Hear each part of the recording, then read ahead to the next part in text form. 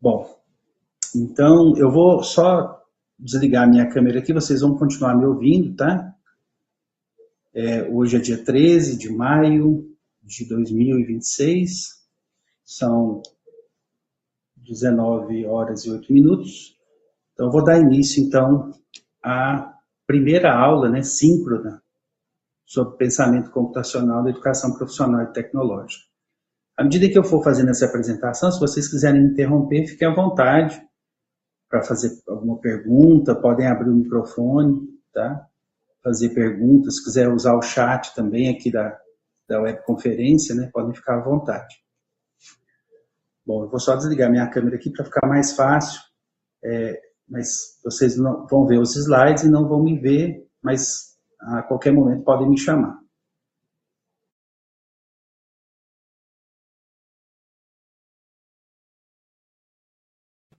Bom, então para começar, acho que é importante a gente contextualizar o que é, né, esse projeto do pensamento computacional na educação profissional e tecnológica. Eu, como eu disse antes, eu trabalho com esse tema de pesquisa desde 2014.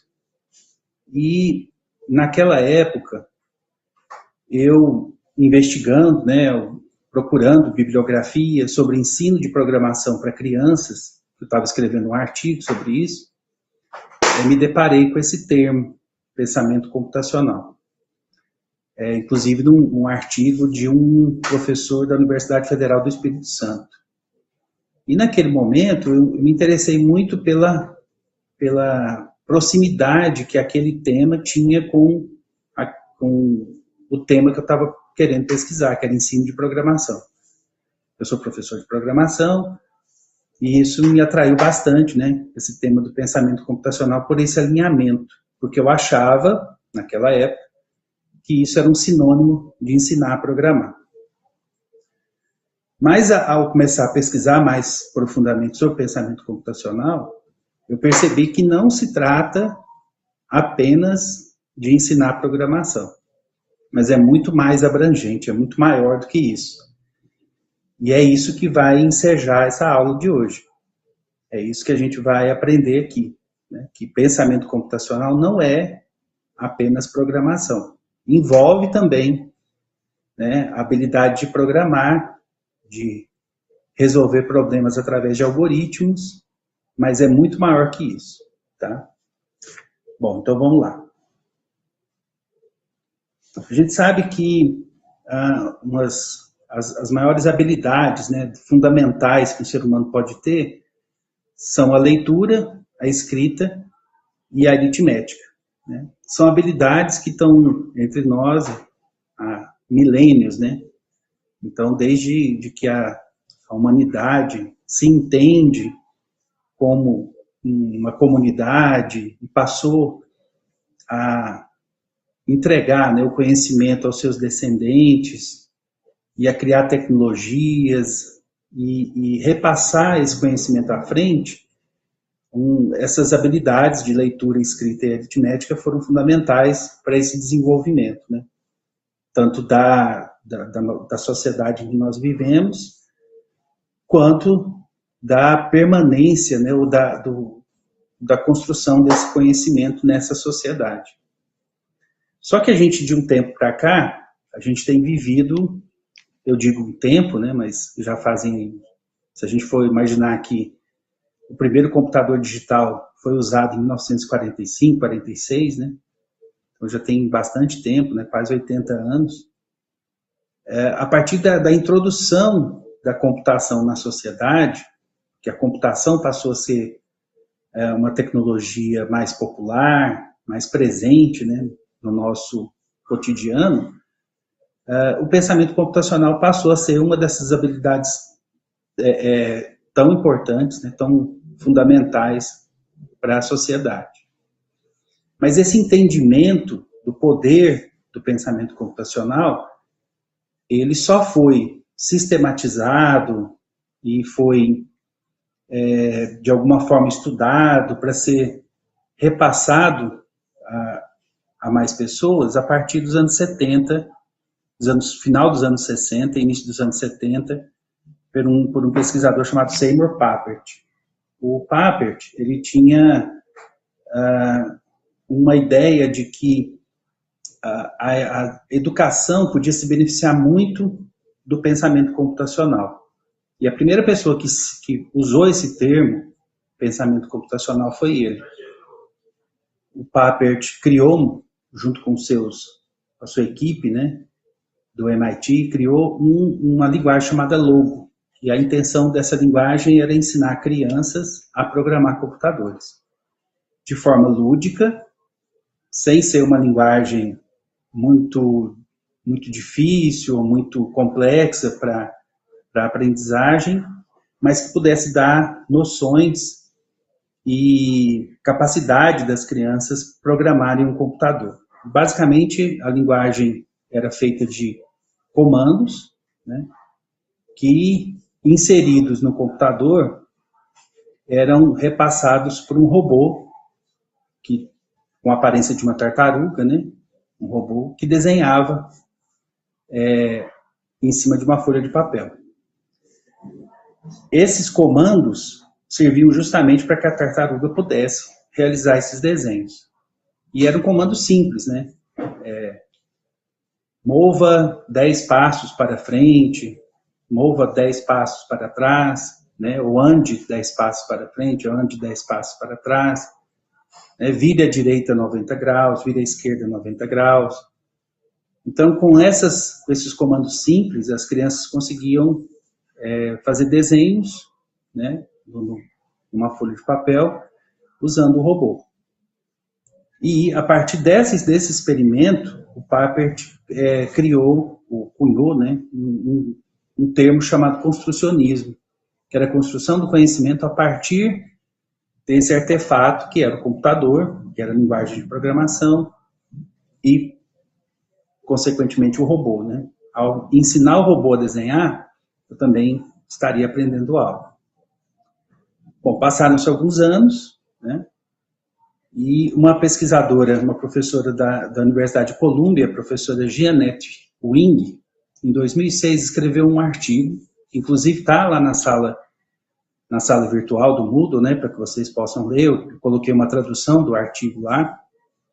E esse artigo é considerado assim primordial para que o pensamento computacional voltasse a ser um tema de pesquisa em todo o mundo, tá? Então, começou lá com o Papert, na sua pesquisa, lá no final dos anos 60, 70, início dos anos 70, até os anos 80, mais ou menos. E aí, em 2006, a Jeanette Wing, a professora Jeanette Wing, traz, então, esse termo de volta à academia, né, de volta a um tema de pesquisa.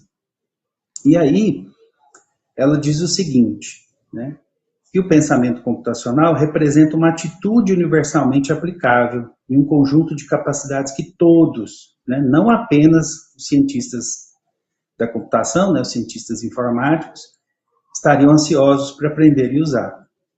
O que ela quis dizer no seu artigo é que o pensamento computacional não é pensar como um computador, não é agir como um computador, né? Na verdade, é agir como um cientista da computação, como alguém que programa o computador. Pensar de forma lógica, né? Pensar estratégias de resolução de problemas. E que, para isso, eu não preciso ser necessariamente algum profissional da programação, né? Um programador, por exemplo.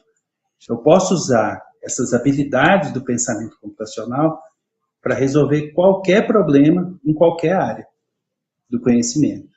Então, o que ela quis dizer é que o pensamento computacional não é algo inerente a quem trabalha, né, ou a quem pesquisa sobre computação, mas é algo muito mais abrangente.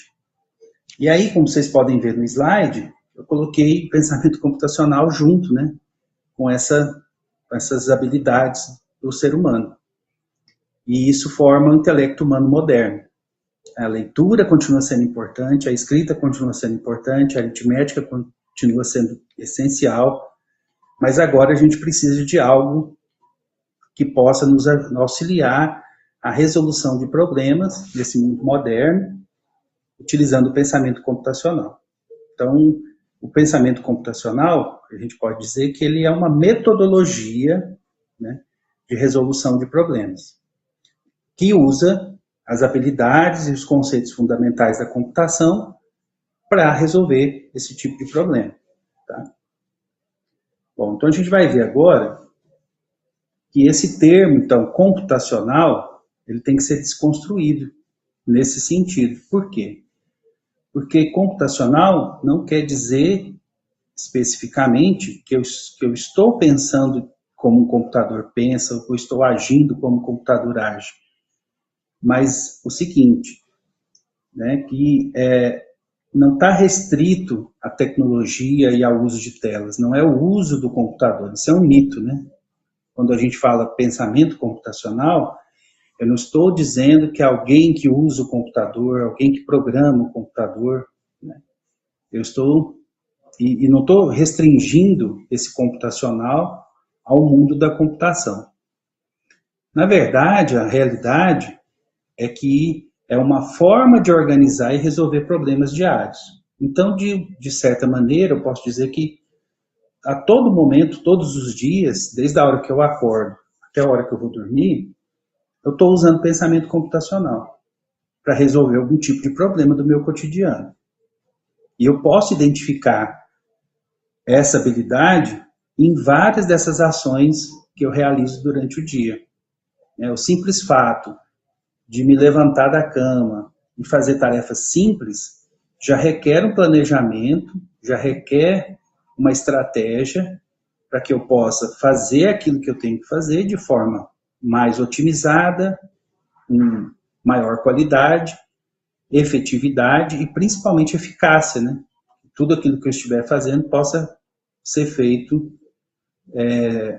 com qualidade, né? Com a certeza de que vai funcionar.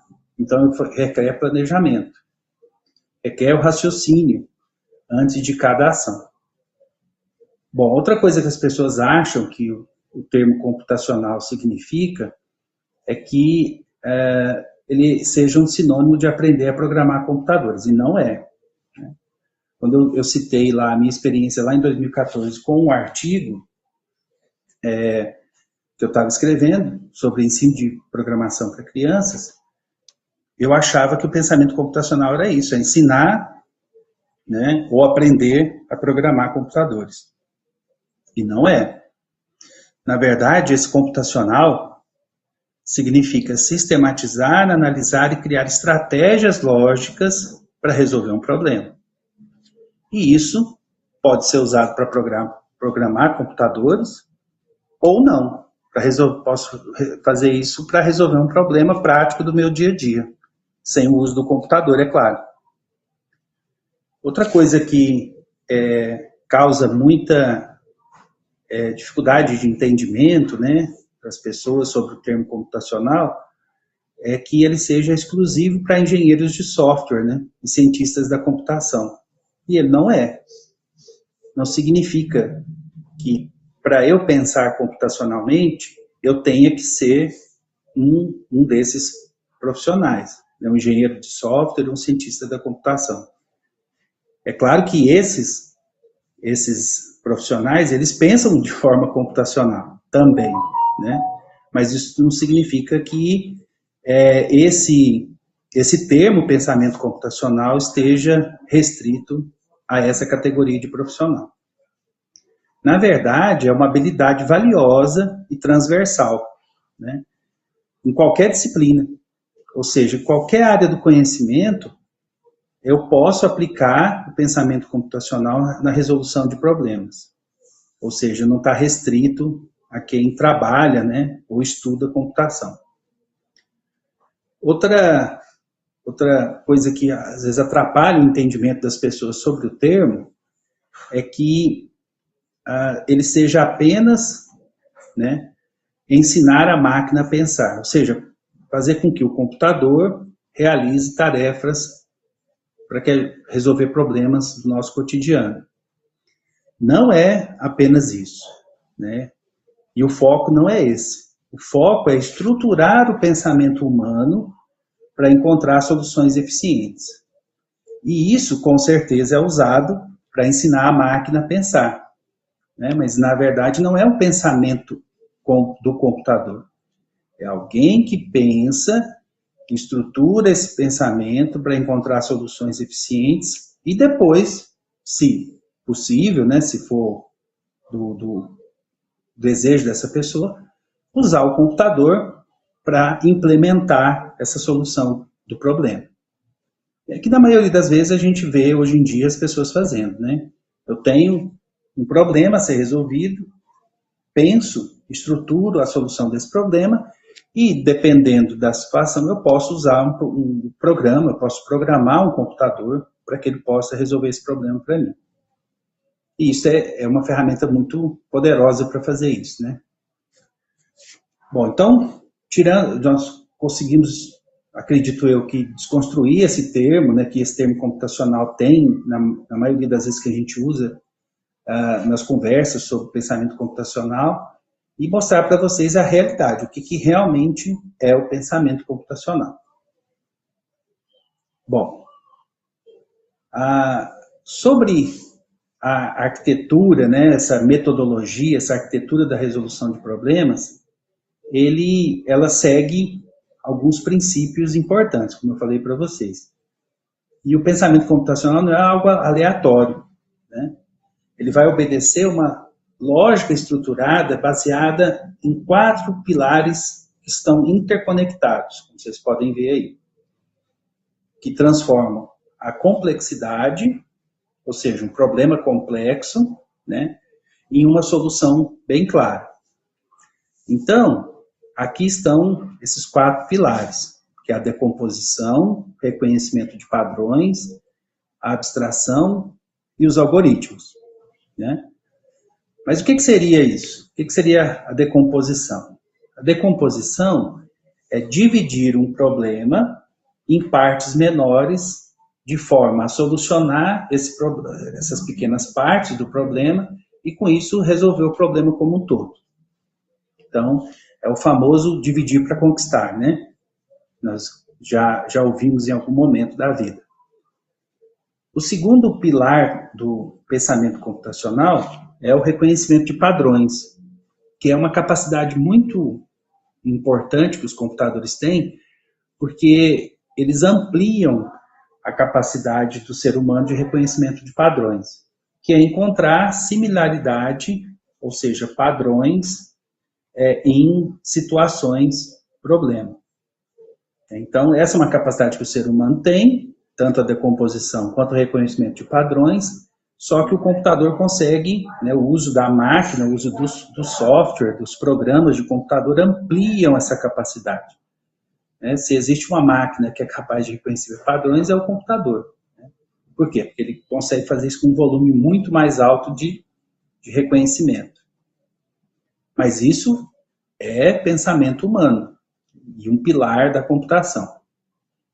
O terceiro pilar do pensamento computacional é a abstração, que é filtrar o essencial, né? Ou seja, focar naquilo que é realmente importante para a solução do problema e abstrair, né? Ou seja, ignorar o que não é importante. E por último, os algoritmos, né? Que, como a gente já sabe, são o passo a passo, né? A estrutura, o roteiro para a resolução do problema. E isso pode se transformar num programa de computador, na maioria das vezes é o que acontece, mas o algoritmo é esse passo anterior da implementação de um software, né, de um programa de computador. O algoritmo é o passo a passo para a resolução do problema. É como eu faço, como eu estruturo a solução de um problema. Então, a partir do momento em que eu coloco, né, esses pilares todos juntos, né, e vou utilizando um passo atrás do outro, eu consigo sair de um problema complexo e chegar a uma solução clara, utilizando, então, esses conceitos, que são conceitos, como eu já disse, inerentes do pensamento humano, mas que são também, né, pilares da computação. São essenciais, né, foram essenciais e ainda são essenciais para que a ciência da computação se desenvolva. Bom, então sabendo disso, sabendo que os 4 pilares, né, do pensamento computacional são esses, vamos então destrinchá-los aqui para vocês. O primeiro pilar, então, como eu falei, a decomposição, é aquele processo de dividir o problema, um problema complexo, em partes menores. E muito mais gerenciáveis. Então, quando eu pego um problema e divido ele em partes menores, eu consigo gerenciar melhor essas partes e resolver cada uma de forma separada. E ao fazer isso, eu resolvo o problema como um todo. Ou seja, ao focar em um elemento de cada vez, a solução torna-se mais viável. Né? Por exemplo, vamos colocar isso no contexto da prática escolar. Em vez de tentar salvar o meio ambiente, que é um problema complexo, um problema grande, né, complexo, eu vou decompor a ação nos 5 R's da sustentabilidade, né? O repensar, recusar, reduzir, reutilizar e reciclar. Ou seja, atacando o problema de forma compartimentada, né? Ou seja, dividida, eu consigo então resolver cada uma dessas questões e depois resolver o problema como um todo. Isso é uma habilidade do pensamento computacional que pode ser usada, como vocês puderam ver aí, um exemplo, para resolver um problema que não é da computação, né? Mas usando um conceito fundamental da computação. O segundo pilar, o reconhecimento de padrões, como eu falei, é a habilidade de identificar regularidades, repetições ou características comuns em um conjunto de dados. E ela se baseia principalmente em experiências anteriores para criar hipóteses e acelerar a resolução do problema. Isso, na prática escolar, pode ser visto como analisar um comportamento de diferentes materiais para reciclagem, né? E os alunos percebem, então, padrões de decomposição na natureza, permitindo eles classificarem novos materiais rapidamente. Ou seja, reconhecer padrões numa situação, um padrão numa determinada situação, e depois observar esse mesmo padrão em outra situação. Ou seja, facilita o reconhecimento, então, de que aquele novo problema pode ser resolvido com uma solução já existente. Então, o reconhecimento de padrões é uma habilidade do pensamento computacional, é um conceito fundamental da computação que pode ser usado para a solução de qualquer problema. E isso é muito utilizado na medicina, na economia, na engenharia, na química, né? Então, a todo momento, esse reconhecimento de padrões nos ajuda a resolução de vários problemas em várias áreas do conhecimento. Bom, o terceiro pilar, que é a abstração, é o filtro essencial, né? É considerado o processo talvez mais importante do pensamento computacional, né? Não desmerecendo, é claro, os outros pilares, que são também muito importantes. Ele envolve a filtragem e a classificação de dados, né, ignorando intencionalmente elementos irrelevantes para focar apenas nas informações cruciais que definem o problema. Então, a abstração é isso, né? Eu vou me concentrar naquilo que é importante para a resolução do problema e, naquele momento, esquecer todo o resto. Isso, né, esse filtro que eu faço é capaz de me trazer, então, a solução de um problema de forma melhor e mais rápida, né? Então, vocês podem ver aqui, ó, que eu tenho, por exemplo, um gráfico aqui, né, uma imagem muito complexa. E dessa imagem eu tenho aquilo que realmente importa nesse gráfico, né, nessa imagem. E é isso que vai me ajudar a resolver o problema. Ou seja, resumir o enredo, né, principal de um livro histórico, por exemplo, na prática escolar, ignorando detalhes secundários, focando apenas no conflito central e na sua resolução. Ou seja, eu estou sintetizando aquilo que realmente me importa naquele momento, né? Estou pegando o todo ali, retirando ali apenas a ideia principal e utilizando aquela ideia principal para a solução do problema. Então, a abstração é um conceito da computação muito importante, essencial, né, para a resolução de qualquer problema, em qualquer área, né? Bom, beleza. E o último pilar aqui, são os algoritmos, é o conceito que agrega todos os demais, né? Um algoritmo, o que, que ele é? É um plano de ação, é uma estratégia, um conjunto de instruções bem claras, finitas e ordenadas, necessárias para atingir um objetivo. Não precisa necessariamente de um computador para existir, né? Esse algoritmo, então, é o passo a passo, é o roteiro que eu vou escrever para a resolução de um problema. Na prática escolar, a gente pode dizer que o simples ato de escrever, né, o passo a passo, exato, né, para fritar um ovo, por exemplo, ou preparar uma xícara de café, onde eu tenho, né, que colocar instruções bem precisas, né, o suficiente para que qualquer pessoa ou máquina, né, possa replicar o resultado. Ou seja, quando eu escrevo uma receita, eu estou dizendo passo a passo, etapa por etapa, como aquele produto final deve ser construído. Quando eu estou preparando café, para que eu tenha um bom café, um café saboroso, um café que esteja na temperatura correta, eu preciso escrever a receita de maneira que, ao passar essa receita para outra pessoa, ela possa executar, né, tão bem quanto eu executei aquela tarefa. Isso vale para várias outras coisas, né?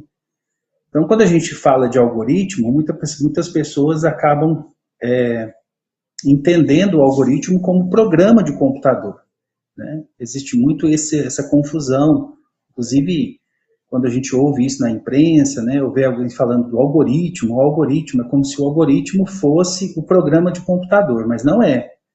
O algoritmo é uma etapa anterior ao programa de computador. O programa de computador é a implementação do algoritmo, mas o algoritmo ele vem antes. É o planejamento de como resolver aquele problema. Bom, então aí vocês viram aí os 4 pilares do pensamento computacional, né? E aqui a gente tem a camada de refinamento, que a gente chama de depuração, ou na computação, na programação, de debugging, né? Que significa o seguinte, que a formulação de uma solução, ela não termina no algoritmo. Quando eu termino de escrever um algoritmo, isso não significa que eu resolvi o problema completamente, que o problema já está resolvido. Eu preciso, muitas vezes, ao aplicar aquele algoritmo na solução do problema, retornar ao algoritmo para aperfeiçoá-lo, ou seja, para corrigir alguma etapa que não tenha ficado clara ou tenha faltado, né, por exemplo. Na depuração, o erro ele deixa de ser um fracasso, né, e passa a ser um componente essencial para a melhoria contínua do algoritmo. E isso na programação é muito importante. É através dessa depuração que eu consigo aperfeiçoar cada vez mais o software, né, para que ele possa ser melhor a cada nova revisão que eu faço, né, para que ele possa evoluir numa espiral de melhorias, né, que vai deixar o software cada vez melhor a cada nova interação, a cada novo debugging. Então, isso vale muito para a nossa vida cotidiana e principalmente para a área de educação, né? Onde o erro ele é visto como algo ruim, algo que tem que ser evitado, o aluno não pode errar, ele não pode se esquecer de algo, né? Ele não pode, ele tem sempre que executar a tarefa de acordo com aquilo que eu estipulei. E nem sempre é assim, né? Para que o aluno tenha autonomia no processo de ensino-aprendizagem, ele precisa errar. O erro é importante, porque o erro vai fazer com que ele descubra formas, né, de aperfeiçoar a sua prática, né, a sua ação, de maneira a torná-la melhor na próxima vez.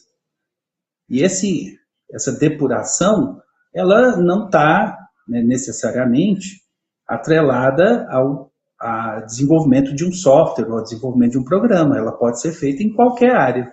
Eu posso lançar mão desse conceito computacional, dessa habilidade computacional, para qualquer área do conhecimento. Ou seja, é algo que veio da computação, mas que pode ser aproveitado por todos. Bom, traduzindo então a vida para a computação, né? Vamos pegar aqui 3 situações do cotidiano: arrumar uma mochila, né, perder uma luva e analisar e escolher uma fila, né? Então vamos ver aqui, ó. A primeira ação: arrumar uma mochila com antecedência, colocando os cadernos mais usados por cima, né?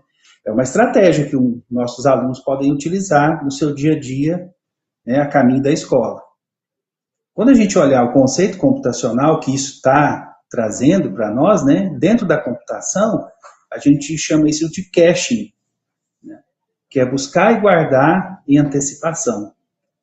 Ou seja, eu vou colocar primeiro aquilo que eu uso mais, né, e aquilo que eu uso menos, o que eu vou usar depois, eu deixo por baixo. No conceito computacional, então, isso traz mais aproveitamento, tanto de recursos mecânicos, eletroeletrônicos do computador, quanto deixa os algoritmos, né, as soluções do problema mais rápidas, em maior qualidade, mais otimizadas. Outra ação do cotidiano que a gente pode exemplificar aqui é o fato de que a gente perde muita coisa, né, durante o dia a dia da gente, né? Então, a pessoa perde uma luva, por exemplo, e aí ela, para encontrar essa luva que ela perdeu, né, esse objeto que ela perdeu, ela começa a refazer exatamente o caminho percorrido até achá-lo. Quem já não fez isso, né? Muitas vezes a gente procura uma chave, ou procura o celular, ou procura algum objeto dentro de casa, e para procurar, começa a refazer o caminho contrário, né? Aquilo, ó, qual foi a última vez que eu vi esse objeto, o que eu estava fazendo, o que eu fiz há 1 minuto atrás, há 1 hora atrás, há 2 horas atrás, e até, né, esse processo de refazer o caminho, na computação a gente chama de backtracking, que é retroceder de forma sistemática, né? Então, olha só quantos conceitos computacionais que a gente usa no cotidiano e às vezes nem sabia, né?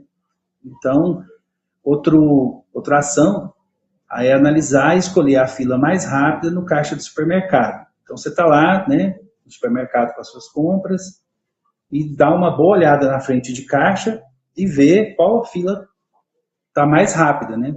Qual é a fila que está andando mais rápido. Isso é uma forma de otimizar o seu tempo, né? Você vai escolher, evidentemente, a fila que está andando mais rápido. E na computação, esse conceito a gente chama de modelação de desempenho, que é a análise de sistemas multisservidores, por exemplo, onde onde a tarefa, né, vai ser executada em paralelo, mas sempre procurando, né, o caminho mais rápido, né, o caminho mais rápido para ser executado. E isso é um conceito computacional, mas que a gente usa no cotidiano. Então, olha só que interessante, o pensamento computacional não é só sobre computadores, né? É claro que os computadores aperfeiçoaram, né, essas tarefas do cotidiano de maneira a deixá-las mais dinâmicas mesmo. Mas antes disso, vem o pensamento humano, né? Então, pensamento computacional é, antes de tudo, pensamento humano. Bom, e o que tem a ver a educação profissional e tecnológica com, né, essa que a gente chama de competências do século XXI, né? Aqui a gente tem esse gráfico que mostra, por exemplo, o raciocínio lógico estruturado, a resolução de problemas complexos, né, o trabalho colaborativo, que é a aprendizagem criativa, né, a autonomia e resiliência através da depuração, a criatividade e o empreendedorismo, tudo isso aí em volta do pensamento computacional. Isso quer dizer que o pensamento computacional ele pode atuar, então, como um motor cognitivo, né, acelerando as habilidades exigidas pelas diretrizes curriculares nacionais para a educação profissional. Ou seja, qualquer um de nós, dentro da educação profissional e tecnológica, pode lançar a mão do pensamento computacional dentro das nossas aulas para ensinar determinados conteúdos, né, e ajudar os alunos a terem autonomia para a resolução de problemas, a pensarem a solução de um problema ao invés de procurar uma solução já pronta, né, ou simplesmente usar algo que já existe ali de fácil acesso, né? A gente diz, hoje em dia, eu escuto muitas pessoas falarem que nós temos muitos usuários de computador, mas poucas pessoas sabem como o computador funciona, como os programas de computador funcionam, né? Existem poucas pessoas capazes ainda, né? Parece algo inimaginável na sociedade que a gente vive hoje, mas existem pessoas ainda que não sabem como essas soluções são feitas. E ao estudar como o algoritmo é feito, como o pensamento algorítmico pode ser executado, eu não só vou poder construir soluções informatizadas, soluções computacionais, mas eu vou poder ajudar dentro da minha área a solucionar problemas, dentro da minha área do conhecimento. Então, é muito importante dentro da educação profissional e tecnológica o pensamento computacional, que ele vai me ajudar a ensinar os alunos, né? Eu vou transformar essa metodologia em algo realmente prático, do dia a dia, né? Para que os alunos, imersos nessa sociedade do conhecimento, nessa sociedade informatizada, possam lançar a mão do pensamento computacional para resolver problemas práticos, né? E entrar nesse mundo do trabalho muito mais preparados, né, do que simplesmente com o conhecimento técnico que nós estamos passando para eles, né? Eles vão aprender a desenvolver formas de resolver problemas, usando aquilo que eles aprenderam, né, no Instituto Federal, mas também desenvolvendo soluções novas, pensamento mais inovador em relação a isso, né? Em relação a pensar fora da caixa, a pensar soluções diferentes para problemas que ainda nem, né, apareceram ainda, e que podem, nós vemos, né, se tornar grandes problemas em pouco tempo. A gente sabe que a pandemia, apesar de já ter acontecido, né, dentro da história da humanidade várias vezes, é algo que nos pegou, né, e paralisou a sociedade durante muito tempo. E que se não fosse, né, o pensamento rápido, o pensar fora da caixa, utilizar soluções já existentes, aperfeiçoá-las, depurá-las, nós provavelmente estaríamos imersos ainda dentro dessa pandemia. Então, a ciência se vale muito do pensamento computacional também para a solução desses problemas. Bom, e esse espectro, né, da prática escolar, do pensamento computacional. Aí, lá no curso, vocês vão ver isso, lá dentro da sala virtual. Espero que vocês possam aproveitar bastante o material que tem lá.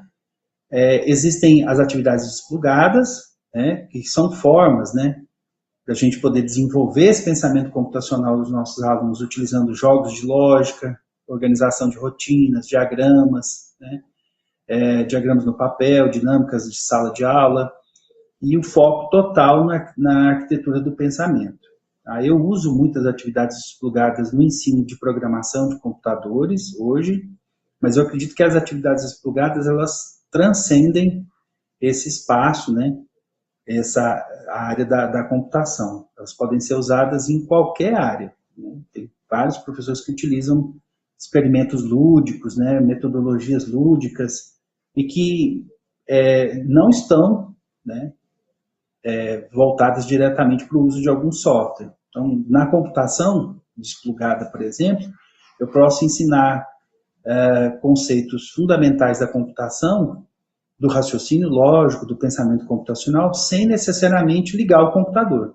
Ou seja, a gente vai para uma área da escola, o pátio da escola, por exemplo, e com jogos, com atividades, né, com dinâmicas, eu consigo ensinar algoritmo, por exemplo, para os alunos, sem necessariamente ligar o computador, né, sem ligar o computador, e ensinar isso diretamente na máquina. E o aproveitamento dessa atividade desplugada, ele é muito melhor porque ele traz esse contato, né, físico, esse contato mais próximo, humano, entre professores e alunos e eles, né, e os seus colegas. Então, essa atividade, ela sai daquela rotina da sala de aula e vai para um espaço, né, onde os alunos podem interagir entre si, podem interagir melhor com o professor, podem se movimentar, né? Podem fazer, é uma brincadeira, né? Aprender brincando, aprender a fazer algo de forma interessante. E aí, no mundo digital, né, é claro que a gente não vai dispensar a tecnologia, né, na aprendizagem. A gente tem programação em blocos, né, que é uma linguagem muito interessante, né, que é o Scratch. Vou passar algum material para vocês sobre isso também, é importante, né, vocês terem acesso a isso. Dá para ser utilizado, né, é uma linguagem simples, é uma linguagem fácil de aprendizagem, ela usa blocos ao invés de comandos escritos no computador. Então, é clicar e arrastar e montar, né, o seu programa utilizando esses blocos, como se fosse um quebra-cabeças. A robótica, né, é uma área que está crescendo muito dentro da educação, né, em vários segmentos, principalmente na educação profissional e tecnológica, né, nossa área, né, a robótica educacional, a automação de tarefas, a tecnologia, ela vai amplificando esse poder cognitivo. Né, ao ensinar a programar um robô, a ensinar o robô a realizar alguma tarefa, por exemplo, eu também vou estar aprendendo algo, né, algum conceito ali intrínseco naquilo. E isso, novamente, né, eu quero sempre frisar isso para vocês, não é algo, né, reservado a os profissionais, né, os cientistas da computação, engenheiros de software. Isso pode ser aproveitado por qualquer pessoa em qualquer área. A gente tem que desmistificar essa história de que a robótica é algo para professores da área de exatas, por exemplo, ou que a robótica só pode ser feita por quem está ensinando mecatrônica ou engenharia da computação, engenharia de software. Não, isso não é algo restrito à área da computação. Ele pode ser aproveitado por qualquer professor de qualquer área do conhecimento. Tá? Bom, então, como eu falei aqui, né, da atividade desplugada, a transição, o mundo digital. E aí, qual que é o nosso papel dentro disso tudo, né? O que a gente pode fazer dentro do pensamento computacional, como professores, né? O professor aí vai ser o arquiteto da cognição, né? Ele vai integrar o pensamento computacional na educação profissional e tecnológica, né? E isso não vai exigir dele, por exemplo, ou dela, da professora, que se torne um instrutor de programação. Então, vocês não precisam se tornar programadores para ensinar pensamento computacional. O que vocês vão ensinar é o aluno a utilizar essa metodologia para a resolução do problema dentro da sua área do conhecimento. Você ensina biologia, português, inglês, matemática, física, química, você pode usar essa metodologia para ensinar os alunos a resolverem algum problema dessa área. Então, isso não precisa ser necessariamente ensinar o aluno a programar. É claro que isso pode agregar algum valor ao ensino? Pode. Mas vai ser um fim em si mesmo. Você vai ensinar o aluno a programar um computador para o aluno resolver um determinado problema da sua área, né? Vai capacitar ele a se tornar um programador de computador, mas o mais importante é ensinar ele algoritmo, ensinar abstração, ensinar a decompor o problema, né? Ensinar a reconhecer padrões. É isso que vai fazer da nossa prática pedagógica uma prática diferenciada.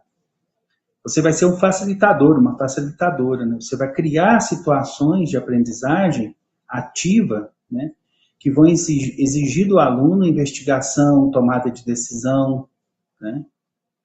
Ou seja, você vai tornar o aluno também um pesquisador, né? Esse aluno vai ter que pesquisar, vai ter que estudar como resolver aquele problema. E a metodologia do pensamento computacional vai poder ajudar a fazer isso. Essa aprendizagem ativa, né, que vai exigir essa investigação e a tomada de decisão do aluno.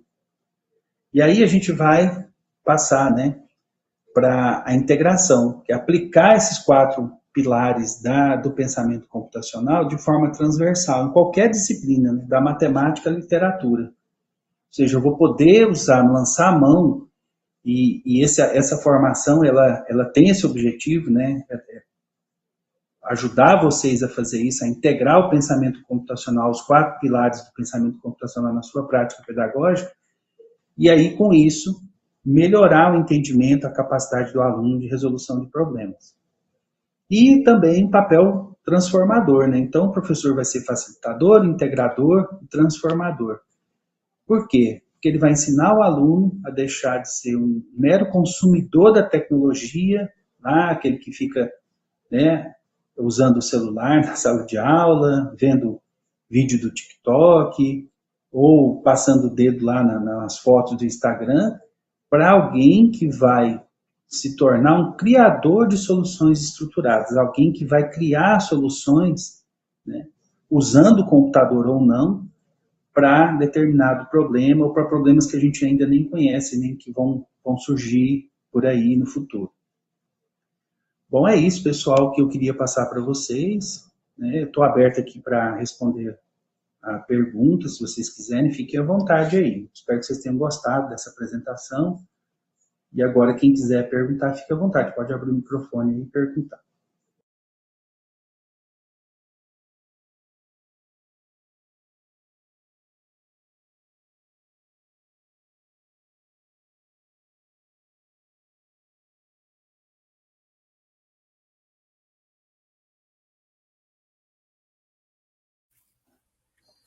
Professora, aqui é a Cleide falando. Boa noite. Boa noite. Eu acho muito interessante esse modo de pensar. É um modo lógico, né? Um modo que faz muito sentido. Quando a gente pensa, no momento que você falou, que a gente precisa de pegar um problema que é mais complexo, que é mais amplo, e subdividir de maneira que ele fica palatável, né? Vamos usar a palavra assim, a gente vê que dá para fazer mesmo em todas as áreas, né? E isso faz muito sentido, por exemplo, na educação inclusiva. Eu achei muito interessante, porque quando você foi falando, eu fiquei pensando que tem crianças que aprendem naturalmente e tem crianças que só vão aprender se você fizer exatamente isso que você falou.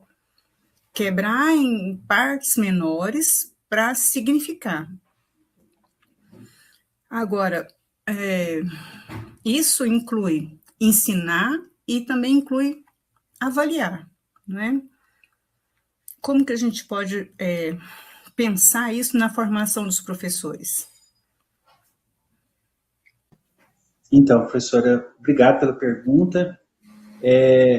Vou fazer só um parênteses aqui, né, para dizer que existe um pesquisador também do MIT, o Mitchell Resnick, que ele cunhou um termo muito interessante, que é o seguinte, piso baixo, teto alto e paredes largas, né? Então, o que ele está querendo dizer com isso? Que na educação, no pensamento computacional, eu tenho que, ao invés de nivelar a turma, criar condições para aqueles alunos que estão com maior dificuldade, né, que ainda não alcançaram o entendimento da solução daquele problema, eles possam começar bem baixo, né, então piso baixo, né, para que eles possam aprender o básico primeiro, e aqueles alunos que já têm entendimento, né, de como resolver o problema, ou de como operar determinada ferramenta, possam expandir isso, que eles não precisem topar lá no teto, né, que eles não tenham esse limite acima, eles possam alcançar muito mais daquilo que está proposto para eles. E paredes largas, por quê? Porque a gente quer incluir todo mundo, né? Então, a gente não dá para ter paredes estreitas, né? Não dá para estreitar essa passagem para que apenas aqueles alunos que já entenderam ou que têm mais facilidade de aprender aquele determinado conteúdo possam passar. Eu tenho que incluir todo mundo. Então, eu me lembrei disso quando eu escutei a sua fala.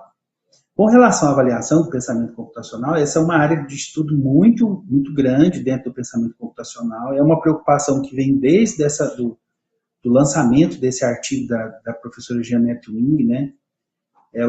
Acho que eu coloquei para vocês também lá na sala um artigo recente dela, do mês passado, agora, que ela escreveu, falando da preocupação dela com a inteligência artificial e o pensamento computacional, né?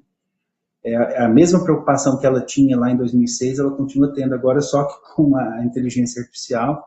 Mas existem, sim, rúbricas de avaliação que a gente pode utilizar, né? Tem trabalhos já acadêmicos importantes sobre a avaliação do pensamento computacional. Eu posso avaliar se o aluno está absorvendo o pensamento computacional, se ele está conseguindo usar o pensamento computacional no seu dia a dia. Eu mesmo tenho feito há uns 3 anos já uma pesquisa com os meus alunos antes de começar a disciplina que eu dou. Então, quando os alunos chegam no primeiro dia de aula, eu aplico esse questionário, que é um questionário de avaliação do pensamento computacional, e no final do ano eu aplico de novo. E aí eu consigo verificar quais são as habilidades daqueles pilares, né, que os alunos mais absorveram ao longo do ano e quais foram as habilidades que eles menos absorveram. E isso até é importante para a minha prática pedagógica, porque eu posso, de um ano para o outro, modificar meu plano de ensino, a minha prática, para que eu possa melhorar o entendimento daquele pilar que ficou menos, vamos dizer assim, entendido pelos alunos, utilizado pelos alunos. Não sei se eu consegui responder a sua pergunta, se era isso mesmo que você queria saber. Tá? Mas eu estou aberto aqui a esclarecer. Sim, eu queria pensar exatamente isso, e eu achei bem interessante. Agradeço muito a resposta. Beleza, mas alguém gostaria de perguntar alguma coisa? Lembrando que essa aula está sendo gravada e a gente vai disponibilizar ela lá na sala virtual, tá? Todas as atividades que vocês quiserem fazer já estão abertas, vocês podem aproveitar o curso. Como é um projeto piloto, eu ainda estou construindo o material e colocando lá, tá? Então, eu vou deixar esse curso aberto até o final do mês e talvez até por mais tempo, porque muita gente tem me procurado para fazer o curso e às vezes não tem o tempo de participar do encontro ao vivo, né? Aí eu vou estar repetindo esse encontro aqui na sexta-feira também, então se vocês conhecem alguém que não assistiu a aula, mas quiser participar, pode participar. Eu vou realizar outros encontros para esclarecer muitas dessas dúvidas que os professores têm sobre pensamento computacional, mas o material assíncrono, né, o material que está lá na sala, ele é bem completo, ele vai ajudar bastante vocês a entender. E é claro que essa interação ao vivo aqui, ela é muito boa também para esclarecer essas dúvidas, né? Mais alguém gostaria de perguntar?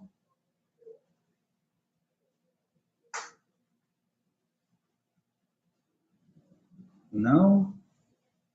Bom, se vocês tiverem alguma dúvida sobre isso que eu falei, ou sobre algum material que eu coloquei lá no curso, eu criei um fórum de dúvidas lá na sala do Moodle, então fiquem à vontade para criar um tópico lá, colocar a sua dúvida, tá? Fiquem à vontade para, se vocês lembrarem de alguma coisa, né, que porventura esteja assim um pouco nebulosa ainda, né, podem colocar lá para que eu possa responder. Assim que eu tiver visto lá a sua mensagem, eu vou procurar responder o mais rápido possível, tá? Professor, eu vi que você colocou lá na sala um questionário inicial. Esse questionário inicial é o mesmo que você usa com seus alunos? Não, esse eu criei específico para vocês, para vocês. Faz parte da minha pesquisa de doutorado, tá? Então, eu estou analisando, então, também como que vai ser a absorção de vocês com relação ao pensamento computacional. O questionário para os alunos, ele é bem mais lúdico, né?